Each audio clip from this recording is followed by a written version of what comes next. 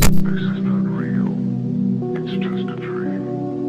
Please, wake up.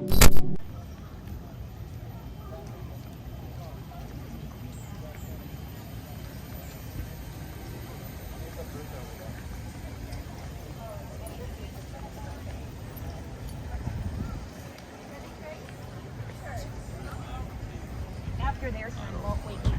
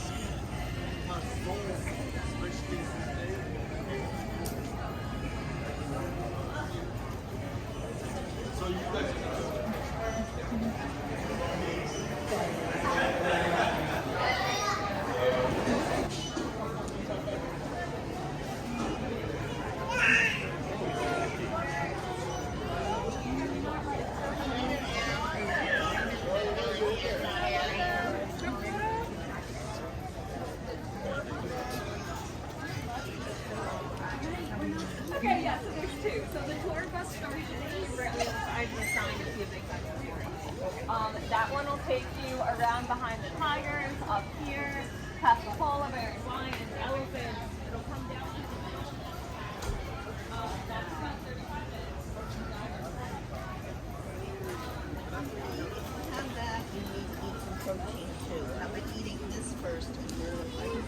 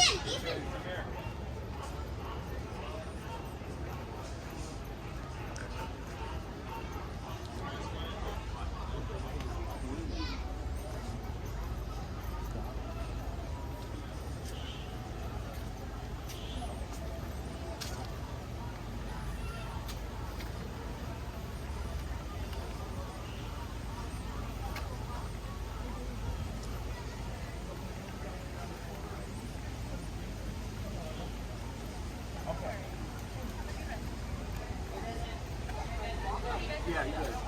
Oh, good morning, sir. Can I have your shoe, please? Can I have you three take a book for him?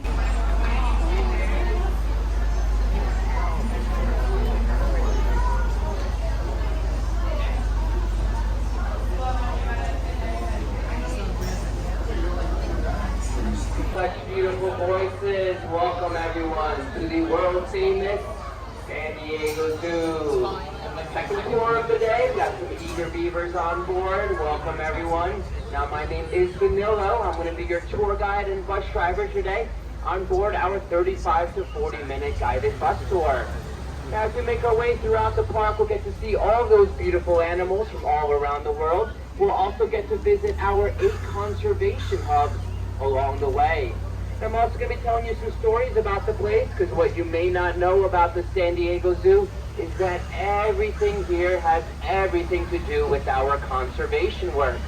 Now we are one of the 2 front doors to the San Diego Zoo Wildlife Alliance, a non-profit conservation organization that works with hundreds of partners from all around the world in order to create a world where all life thrives. Now that is the mission here at the San Diego Zoo, and it's a pretty big one, but we couldn't do it without all of your support, so thanks for joining us today. And while we'll get to see a lot of the zoo on our tour bus, we won't get to see everything.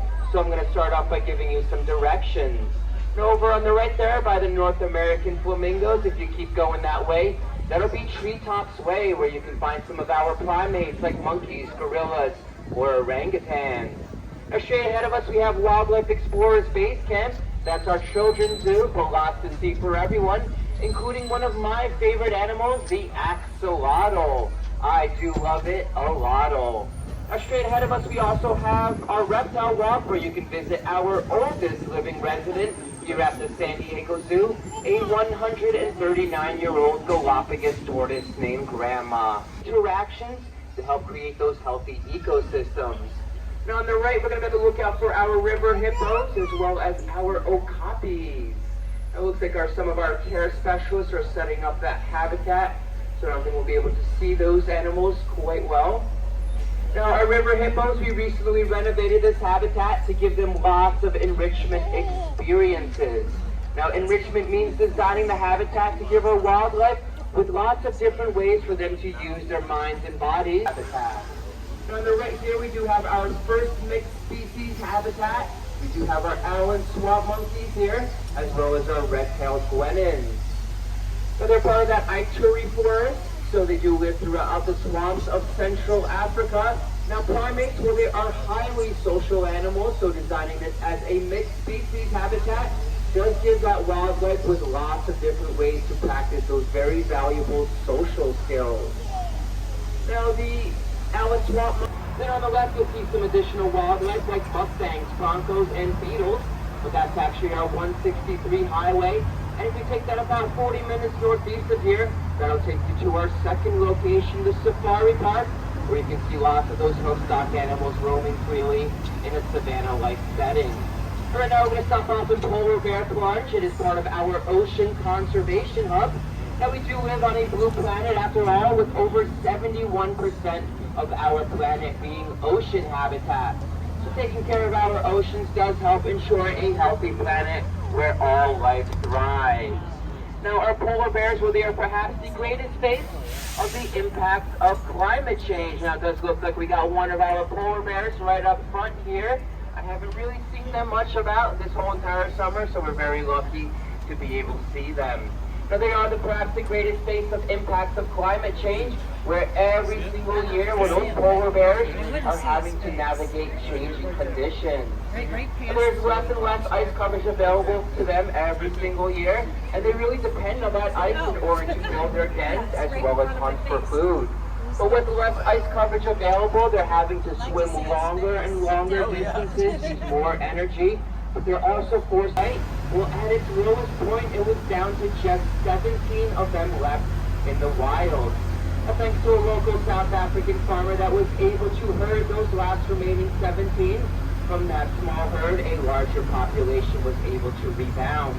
The next on the right here, we have the southern Gerenuk. Now Gerenuk, it is a Somali word that means giraffe neck. Now it is an herbivore, but it is a browser, meaning that it sleeps up higher on the bushes and trees than those grazers do. Then on the last here, be on the lookout for the Chacoan peccaries. They are part of our Amazonia hub.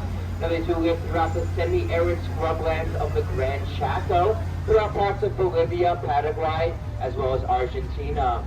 And on our left here, we do have our Safari aerial tram that is. And we have both of them all together on that podium there. Now that female looking right at us, that is Miss Ellen.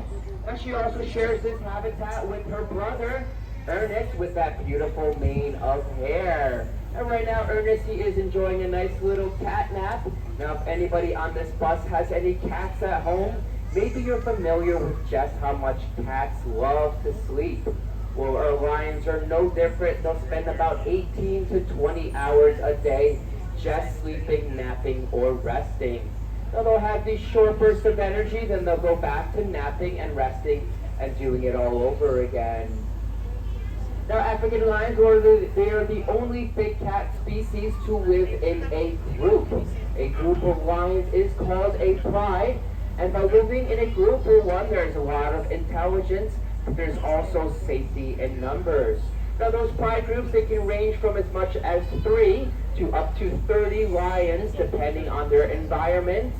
Now if it is a drier and more arid savanna, there are going to be less of those lions in the pride group. But if there's more lush and there's more food to go around, those prides are going to have more lions to go around. Right now it does have a little bit of a different color patternation. It kind of looks like a little bit of a watermelon. So it's called a watermelon color. For that baby tapir, it will change back to look more like its mother as it grows up. So if you want to see some of those baby animals, I highly recommend checking out that mixed species habitat. And right now we're coming up on our first look of our elephant habitat. Now elephants, well, they are highly intelligent animals, but they are also highly social animals. Now everything in this habitat is designed to give those elephants with enrichment experiences. Now, elephants, they typically live in a matriarchal society where the oldest female in the group is going to be the leader of the pack. Now, male elephants, when they reach about the age of 10 to 12, they'll start to deviate away from that matriarch and they'll form their own bachelor herd. That's why we got our 3 males all together here. Their names are Sun Tzu, Nepo, as well as Musi. Now, since our elephants are highly intelligent, everything here is designed for that enrichment experience, giving them lots of different ways to use their minds and bodies that mimic the way they would in the wild. Now they have to eat a lot of food, so we got to challenge them. Give them a couple different options, whether using their trunks to reach up high in those utilitarians, solving an assortment of puzzle boxes, or using their tusks to dig into some of those dirt mounds. Now both Bactrian as well as dromedary camels there, so camels with 1 hump and 2 humps. And we actually used to have the North American camel right here in Southern California over 12,000 years ago. Now its closest living relatives are going to be found throughout.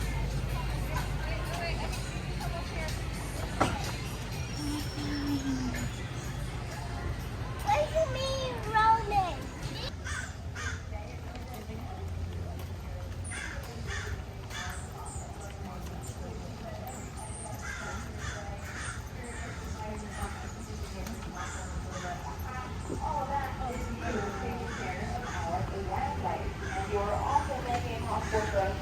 Researchers all over the world. That way we can learn more about the animals and the best ways that we can help.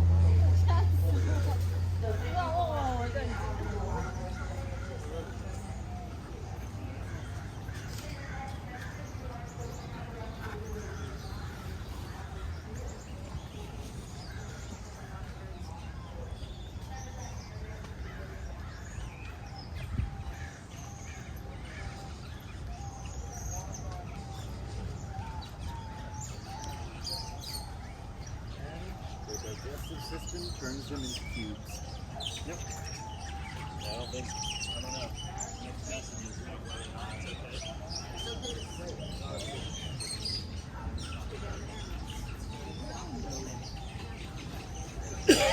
Not why they weren't in a big restaurant. You gotta wait. You eat beets, dead. Yeah.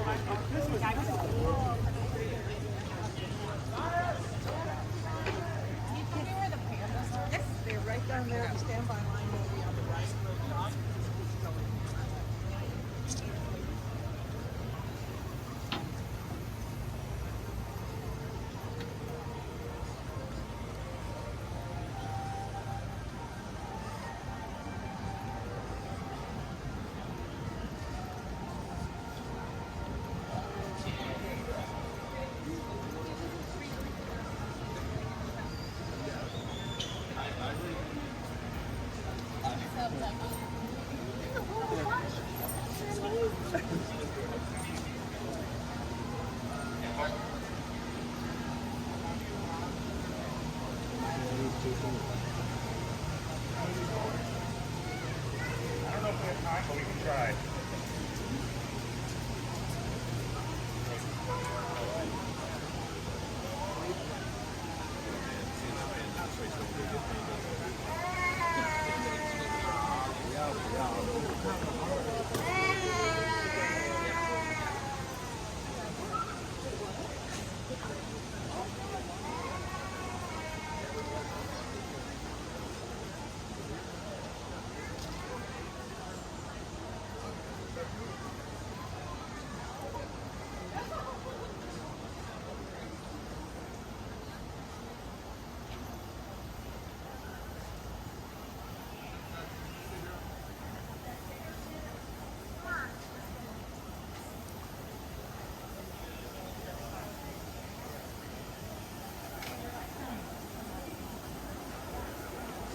Oh, that is for apples.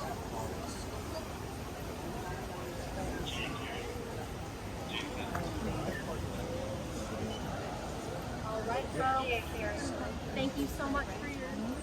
Go ahead and sit on your break, and then when you're back, just give Jason a call.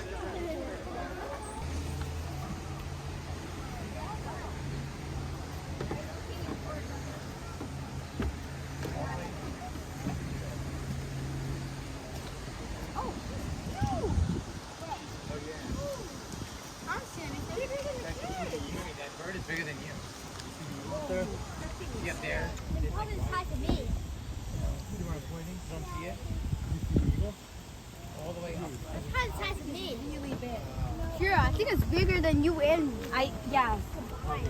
He's probably the same height as you. Right there.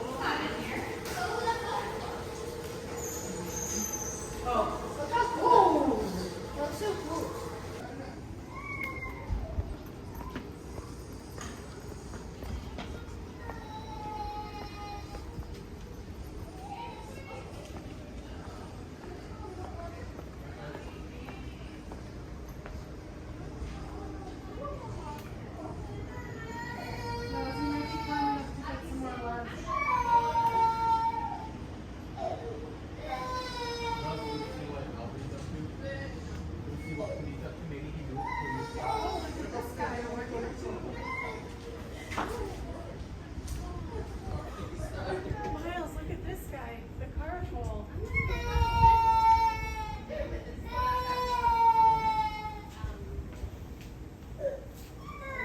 Vamos adentro, vamos adentro. ¿Tienes sueño, Luis Pablo, ya? Si no hubieras pegado los trailers.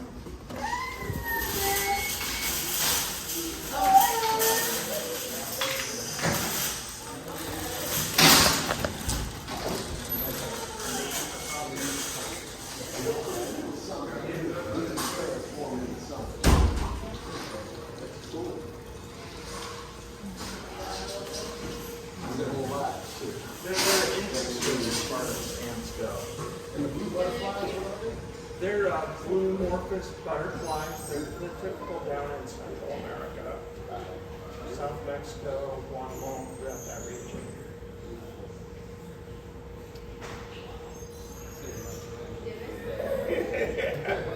You have a good one.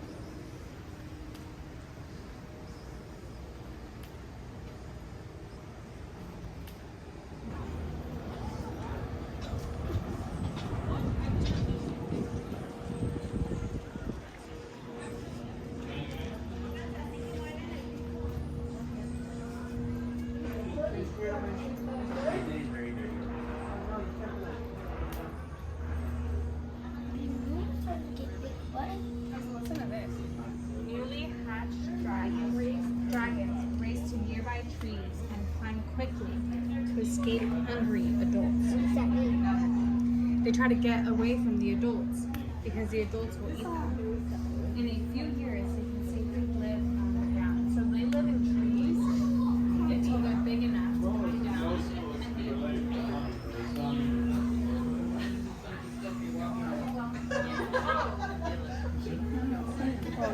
Make shoes out of it. It is so big.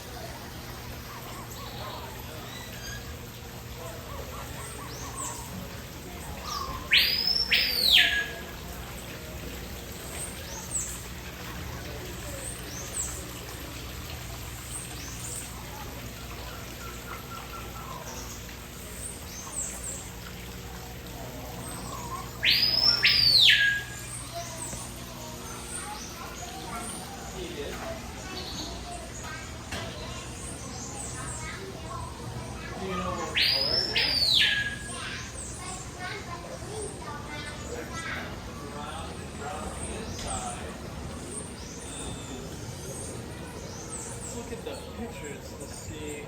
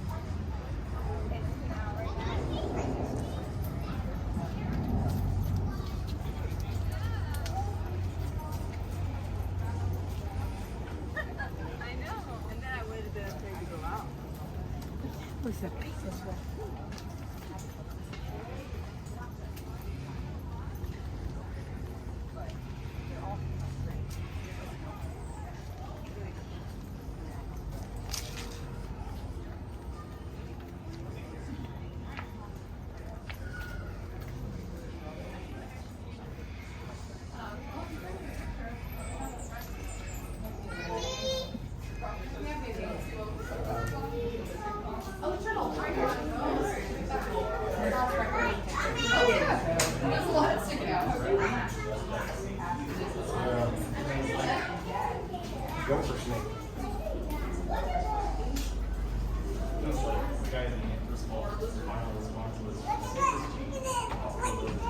Yeah.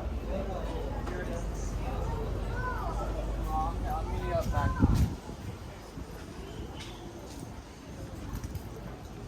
You can wait, it's fine.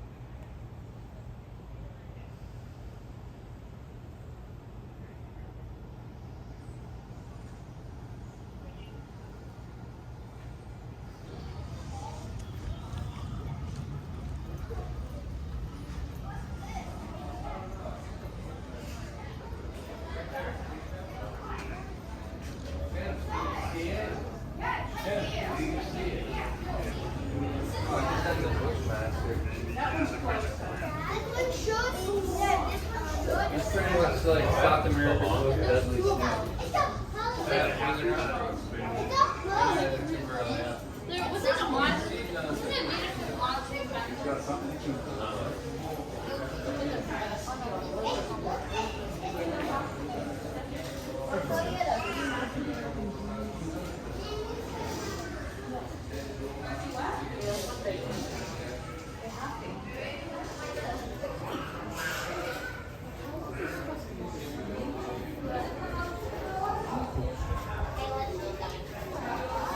Seaweed worms.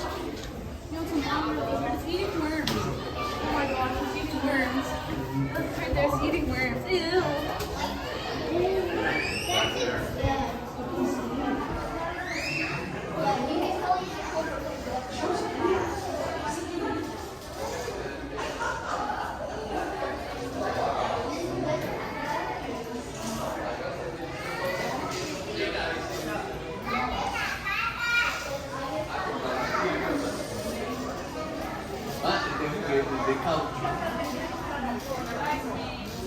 Tú no te puedes ayudar de caucho.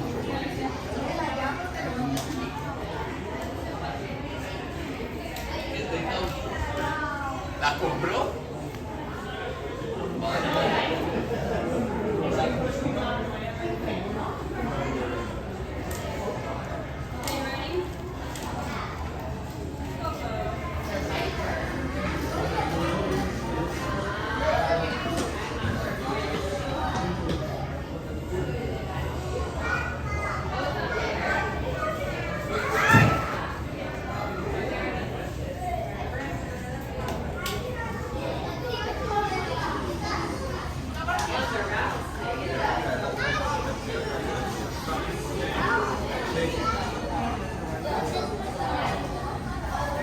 That's a killer.